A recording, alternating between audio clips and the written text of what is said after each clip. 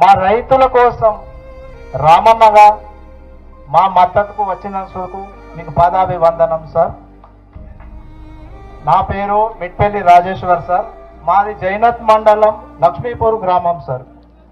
మొన్న 13-14 తేదీ రోజు సార్ నా తోటి మిత్రుడు హెడావ్ దీపక్ అనే రైతు, మామూలు రైతు సార్, 56 క్వింటాల్ల పత్తి నిల్వ చేసుకున్నాడు. అది కూడా ఎందుకు నిల్వ చేసుకున్నాడో ఇక్కడ ఉన్న రైతులకు అందరికి కూడా తెలుసు.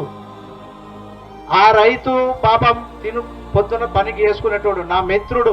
నేను ఇప్పుడు రామారావు సార్ గారు వచ్చిండు, మన గోడ చేసుకుందామంటే ఇంట్లోకి వెళ్ళి రాలేక గోడ ఏడుస్తున్నాడు సార్. ఇంటికాన్నే ఏడుస్తున్నాడు రా అంటే.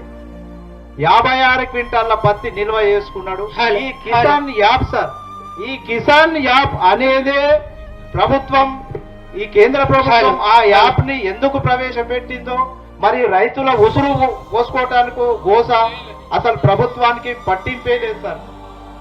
అది ఆ యాప్ నంబర్కు లింకు లేకపోవడం వలన ఆ రైతు 4 రోజులు ఆఫీసుల చుట్టూ తిరిగిండు. ఆ నంబరు లింక్ కానే లేదు. అంతకుముందే 56 క్వింటాల్ల పత్తితో సహా 56 క్వింటాల్ల పత్తి సార్, ఒక 8 నుంచి 9 లక్షల ఇల్లు, అసలు మొత్తం ఏమీ లేకుండా మొత్తం కలిపోయింది. పత్తి అయితే పోని ఇల్లు కూడా ఏమి లేదు, ఉత్త సిమెంట్ గోడలు మిగిలినాయి. ఒక 6-7 లక్షల ఇల్లు మొత్తం అసలు ఏమీ లేదు సార్. సార్ గారు వచ్చిండు, సాయంత్రం పూట ఆ ఇష్యూ జరిగిందంటే పొద్దున 7 గంటలకు మా గ్రామాన్ని సందర్శించిండు. ఆ రైతుకు తనతోని అయినంత అండగా నిలబడ్డాడు. ఈ కష్టం ఏ రైతు కూడా రాకూడదు. ఈ ప్రభుత్వం అవలంబించే వ్యతిరేక విధానాలు, ఈ వ్యతిరేక విధానాలతోనే రైతుకి గోస సార్. ఈ రైతుల సమస్య, యూరియా బస్తాల కొరకు తండ్రి, కొడుకు, బిడ్డ, పాప అంత లైన్, ఒక్కోడికి 2 బస్తాలు, అది కూడా 5 నుంచి 6 గంటలకు మబ్బున్నట్టు పోయి లైన్లో నిలబడితే ఆ బస్తాలు దొరుకుతాయి, లేకపోతే లేదు. అది 11 గంటలకు ఇక్కడ నుంచి లైన్ ఆ రోడ్డు దాకా అయిపోతుండే. ఇది పరిస్థితి సార్ రైతుది.